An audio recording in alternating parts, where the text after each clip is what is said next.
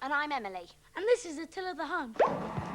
That's not even funny. We're doing him at school. He murdered his brother, then swept across Europe with his Mongol hordes. Oh, shut up and just get rid of him, okay? Doesn't smell good, does he? Joe! Vargod Belsnit. Mind you, I don't suppose you get much chance of a shower on your way to overthrow the Holy Roman Empire. Just Okay. Listen, do you reckon you could kind of make yourself Mum? scarce for the moment? And Dad Verbitsken Boondogler. had a midlife crisis and decided they quite liked each other, but not enough to actually live together or be married or anything. So they separated. And then Mum met Roger. And he had 3 children. David, Felicity, and Robbie. Oh, stop! I can't breathe. I'm sorry. Oh, we've got to do something about this. That's bitter.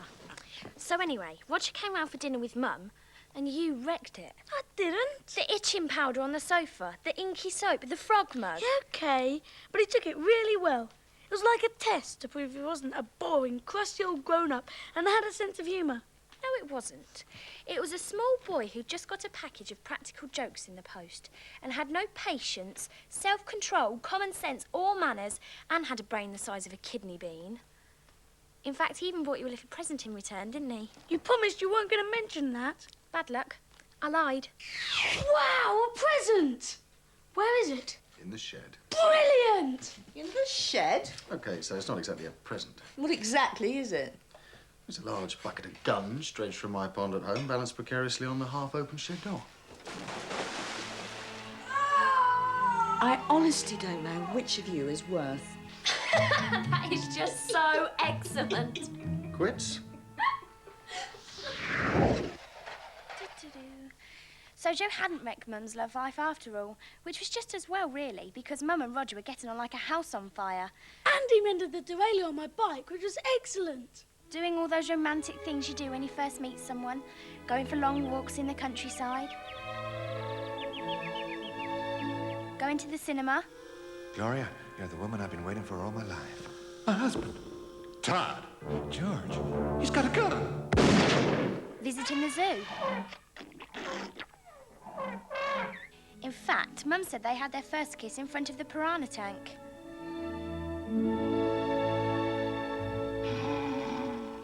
It's disappeared. What has? My car. It can't be that far away unless it made a bid for freedom and slipped out the front door heading for the main road. Have we gotten to the children from hell yet? Just wait, OK? We're getting there. So, Mum and Roger had reached the kissing stage and he and Joe were doing some serious bonding over Joe's model Saturn V rocket. Lucky escape. Found the leg of the moonlander unit in a dust bag. Oh, brilliant. Got some glue? Yeah. Great.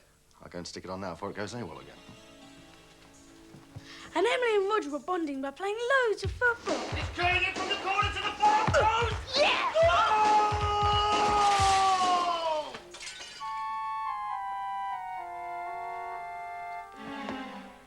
Where? That way. Come back, you vandals! And it was really good fun having him around. And I was thinking that maybe if they got together on a more permanent basis, and maybe if Mum and Dad got divorced, it would be sad, but, you know, Roger would make a pretty cool stepdad. Can we do it now? What? The children from hell. No, I'll have to wait. We said we'd be at Dad's. Come on. But my car. It's got to be somewhere. 5 seconds, and he'll be in his bedroom. Hit the gas. Get across the living room, into the kitchen, out through the old cat flap, down the street, onto the motorway, and freedom. Right. Let's do it. Holy brake pads.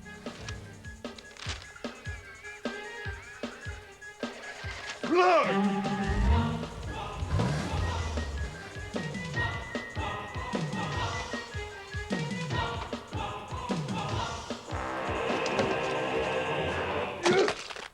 Flatsky. And, of course, the other thing about Roger was that Dad didn't know about him yet. Look, I found it. That's wonderful. Now, if you don't mind... But someone stamped on it. Well, I'm sure it can be fixed. And he probably didn't want to know about Roger either. Have you thought about the possibility that Jane might find herself someone else? No. And if I keep working long hours and staring into my computer screen every evening, I can probably carry on not thinking about it for a very long time indeed. This is Jennifer. We all went to her for counselling when things were really messy. Dad, can you mend my radio-controlled car? Well, I could try. But Dad's carried on seeing her. Because he's a mess. You know, like when he's in the house all on his own and he misses us. Or when we're there and you've used up all the hot water. Or you've got peanut butter in the TV remote. Or If you don't mind, I'm trying to have a confidential discussion with your father. Yeah, sorry. Catch you later, OK? Right. Come on, trouble. I mean, it was sad. Once upon a time, Dad was really chirpy and energetic, and he did all these things with us. Like taking us to museums. Ugh, shrunken heads. Brilliant! Oh, yes, I remember these. They used to cut their enemies' heads off, then scoop out the brains from the skull, and then fill them full of hot sand until they dried up and shriveled. Lovely. Wow! I need to do that to me when I'm dead. Then you can put me on the mantelpiece and scare everyone who comes round. Please. Do you think you can mend it? Well, I'm rather busy at the moment. But you're not doing anything. Feeling sorry for myself can be very time-consuming. Except after Mum and Dad separated, Dad didn't have quite as much energy anymore. Well, can't you feel sorry for yourself later, after you've mended my car? Go on, just do the haul or something. It always used to make you feel better. Come on, Dad. Oh, dear. All this fishing for sympathy isn't really working, is it? So, how are things over at your mum's? All right. No exciting news, then? Unfortunately, Motormouth here has the brain of a hedgehog, so he just waded in. Oh, yeah, Mum's got this boyfriend. He's called Roger and he's great. He helped me build the Saturn V rocket model and this amazing treehouse with running water, double glazing and a step ladder. And he and Emily were playing football and she headed the ball to Mrs. Winter's greenhouse. Over here, you. Look, Dickie, Dad doesn't want to know how this wonderful man has waltzed into Mum's life. They're still married, remember, so he's probably just the teensiest bit jealous. So don't go rubbing it in, OK? But it's all right because he picks his nose all the time. And he always gets bits of dinner stuck in his teeth. And whenever he's in the car, he always tries to run over cats. So, how's work then? That's rather exciting, really. I'm flying off to Switzerland on Wednesday to help set up this programme for Interpol on their computer in Zurich. It's all part of the International Criminal Information Pooling System, this huge database of criminal records. You know, fraudsters, murderers, arms smugglers. Wow, that's amazing! Yes. Then I fly back here to start setting up the link with the police at this end. And then Dad and Joe get into this really long, yawnorama blokes conversation about Colombian drug barons and gigabytes and random access digital house your father drives until... Holy Moroni, we said we'd be back at 6, didn't we? Come on, you catch you later, Dad. Bye, Dad. Pratt. Bemanksford, impelig, empid, rostilok vold. Yes.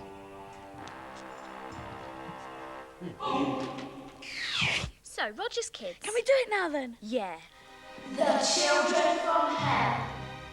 I mean, Roger had mentioned that he had these 3 children. There was David, who was into music. Felicity, who rode horses. And Robbie, who was very creative and imaginative. He just forgot to say that they were also psychopaths.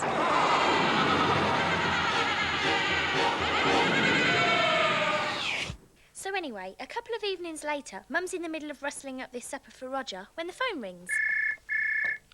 Yep. Yeah, just hang on a moment. Mum! It's the hospital. Oh, my goodness. There'd been this crash on the A637. The local working men's outing coach had run into a paint lorry. No one was seriously hurt, but it was going to be all hands on deck to get everyone cleaned up. So... Right, thanks. I'm going to have to go into work. Can someone, careful, it's hot. Can you give Roger a ring and tell him tease off? OK, I've got to fly. I'll call you from work. But we couldn't get through to Roger's on the phone. So we decided to wander around there, be nosy, check out his house and his kids.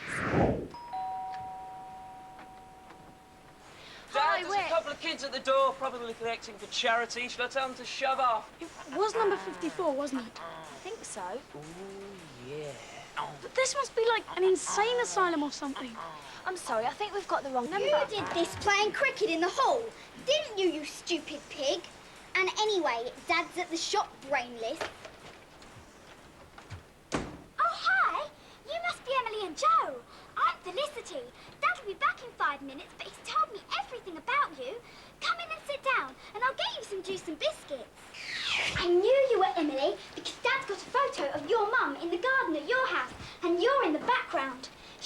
really lovely, doesn't she?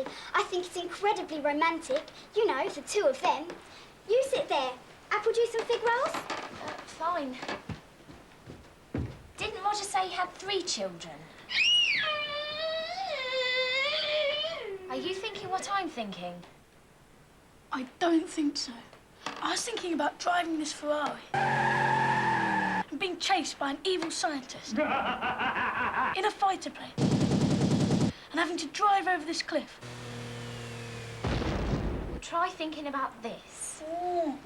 Just say Mum and Roger decided to, well, maybe stay together more kind of long term. You mean like get married or something? Can you imagine having Mr. Air Guitar and the human motorcycle as your stepbrothers? Can you imagine actually sharing a house with them? And then, of course, the lovely Felicity would be my Stepsister, I know! Wouldn't it be brilliant? I've always wanted an older sister. And it suddenly hit me. Emily was right. I hadn't thought about it before. If Mum and Roger got married, we're going to be invaded by these hideous mutant children. You're so stupid! I mean, it wouldn't have been so bad if they'd been really nice kids and had mountain bikes we could buy and helped with maths homework and slept in the shed. Take that! I had a feeling it wasn't going to work out quite like that. Pig! Cowpat! Benji. Who was he? Attila. He was king of the Huns in the 5th century and invaded Italy with his Mongol hordes. But we're doing him at school. But I hate you! I hate you! You always wreck everything! Whoa! Big fight, big fight! We have to do something. Like what? If Mum and Roger are falling in love with one another, there's nothing we can do. Something like you can't come and live with us because my mother's actually a vampire. Well, your blood tests have come back, Mr. Witherspoon.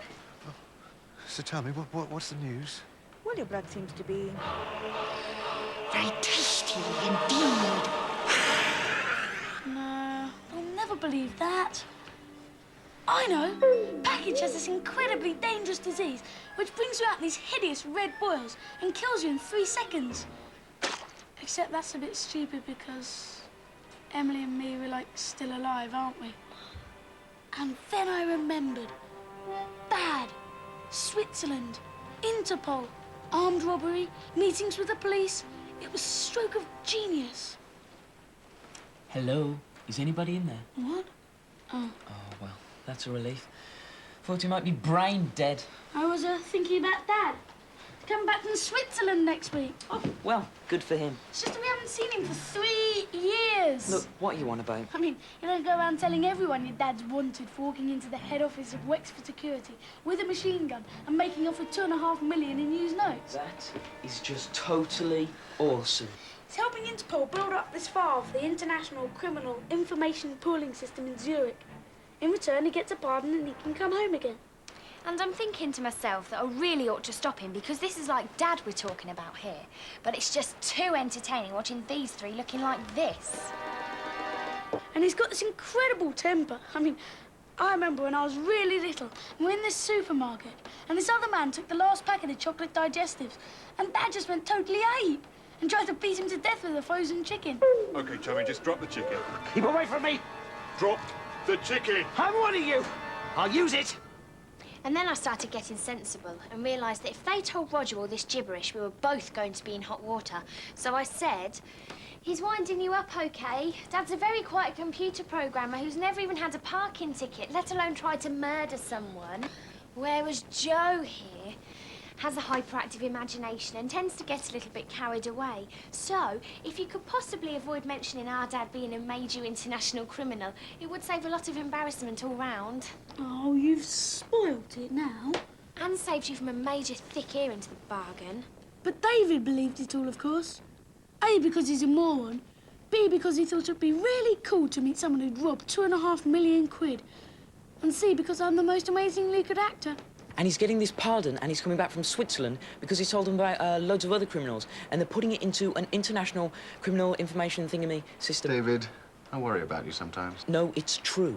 Emily said Joe was making it up, but she was just trying to keep it secret. I could tell. David, if someone told you to lie down in the middle of the road... No. Remember when you did lie down in the middle of the road because Nosh told you to? That was a bet. All right. Well, it's a good job the brakes on the bus were working, isn't it? Come here, you little snot rat! David. So, since Joe and Emily had finally met David, Felicity and Robbie, I reckoned it was about time Jane met them too. So, Roger rang Mum Jane, hi. and decided to take the plunge and arrange a meal for the 7 of us so that Mum would finally know what she was letting herself in for, getting involved with this guy.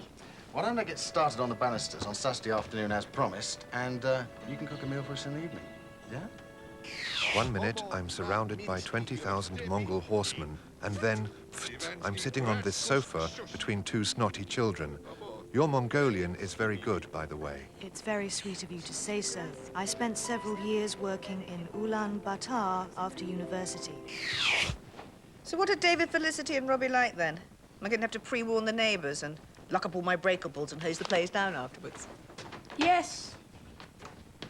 What do you think? Blue and sporty or minty green crushed velvet? Is it going to be a spotty boys throwing up on the staircase kind of party? I sincerely hope not. Oh, crushed minty green velvet, then. So when are the children from hell coming round? Next Saturday. What is all this children from hell stuff? Isn't that the day that Dad gets back from Switzerland? Holy Maroney, I completely forgot. He said he popped round in the evening with some presents, didn't he? Oh, well, he and Roger are grown-ups. I'm sure they can manage a civilised conversation without it degenerating into a fist fight. I'll give him a ring and warn him. He'll be fine. I'll be fine. Honestly, I'll be fine. Men, you can read him like a book. Oh, that's nice. I'd go for the blue and sporty. You were meant to be listening to him. Really, it's no problem. Roger and I, we're grown-ups. We'll have a perfectly civilised conversation about painting and decorating, or the internet, or the roadworks on the ring road, or the weather. Yes, well, I was thinking of taking Jane and the kids skiing in the Alps in December. Brush up on my French and German while I'm there. All right. Normally, I like to get in a bit of ice climbing. Joe is a little young for that at the moment, so... But I promised to take him sailing on the yacht when the weather improves, just to make up for it. The yacht? Maybe you're getting things a little out of proportion. You know, I think your mum is right. The minty green crushed velvet is better. Oh, and you're meant to be listening to her, okay? I mean, look at it this way. What's the worst that can happen? You meet him. He's a nice guy. He and Jane are getting on well together. You chat. You leave. You feel down. You get over it. Actually, the worst that could happen involves some very powerful wood glue, a major punch-up. And a big jaggedy saw. But of course, Jennifer had no way of knowing about that. So you got Dad to mend it for you then? Nah, he decided it was too much hard work. Bought me a new one to stop me asking when he was going to mend the old one. Honestly, talk about taking advantage of someone when they're down. I wonder if he could mend my old radio cassette player. Anyway, Saturday came round and Roger arrived to do his DIY stuff on the banisters. Hi. Hi. Looking forward to tonight, then? No. No. A bit nervous myself, actually. I mean, David, Felicity and Robbie can be a bit lively on occasion. Not to mention your dad popping around. Which happened sooner than expected because Dad chickened out and decided to... Hop round early, say hello, hand over the presents, beat a quick retreat, go home, pull the feet up, get depressed. But when Dad got to our house, the door was open, so he walked straight in. Hello, is Mrs. Parker in? No, she's just popped out down the shops. She won't be long. Ah, yes. I was wondering when she was going to get someone round to fix this. Yeah. I'm sorry. You must think I'm completely crazy, just wandering in off the street and sounding off. I'm Jane's husband. Just popping round with some presents for Joe and Emily. You probably bumped into Joe and Emily. Yeah, actually, Joe's in the kitchen making some tea. God, honestly, this place looks so grubby after Switzerland. And he's coming back from Switzerland. Switzerland, eh? On holiday, then? No, work. Yes, we did this deal with Interpol. Helping out with ICIPS, International Criminal Information Pooling System. Yes, I went straight to Scotland Yard this morning from the airport, as a matter of fact, just to help out with a few things this end. And Roger realised that maybe it wasn't a very good idea at all to tell Dad who he was, or else he might end up visiting the fish in the local reservoir wearing a pair of concrete boots. Are you okay? Oh, yes. Completely fine. Fine. Right then. Let's get down to business then, shall we?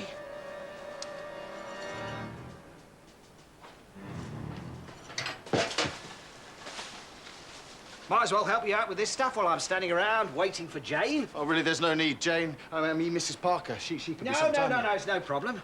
Now, let me see. This piece must Don't touch that. It's covered in glue.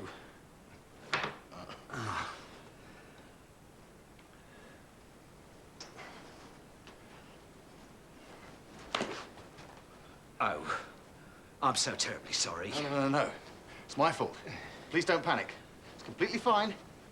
And then things really started to go downhill. Oh, Colin. Hello. I thought you were coming round later. Ah, I'm glad to see you've met Me? Yes, he's met me. All right. Derek! Yes, absolutely fine, Mrs. Parker. Apart from the fact that I seemed a bit stuck with Colin, your husband, and me, the man who's here to fix your banisters. Jane, I think this man is clinically insane. Plus, I seem to be permanently attached to him. Those must be the children of your boyfriend, who is to arrive at some point later in the evening. Hi, Derek. Derek! Yes, hello, strange children who I've never met before. May I introduce you to Colin? This is Jane's husband, and he's just come back from Switzerland where he's done a deal with Interpol. Would somebody like to tell me what is going on here? Yes, hi. I'm Derek the decorator. And, I really should be heading home. So I come in, and Dad and Roger are stuck together. The children from hell look like they've seen the Headless Horseman, and Mum's confused, to say the least. And then Joe appears and says... Here's your tea, Roger. To be you're Roger? Right, I've had just about enough of this. I've been glued to this maniac for long enough. Go on, ready?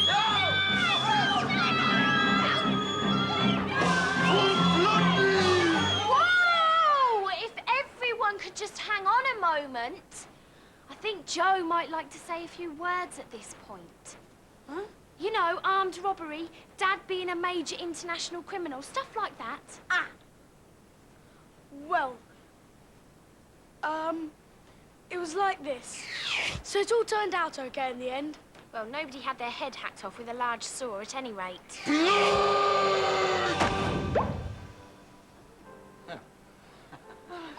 I'll get it. And Dad and Roger got to meet one another at long last. And Mum got to meet the children from hell.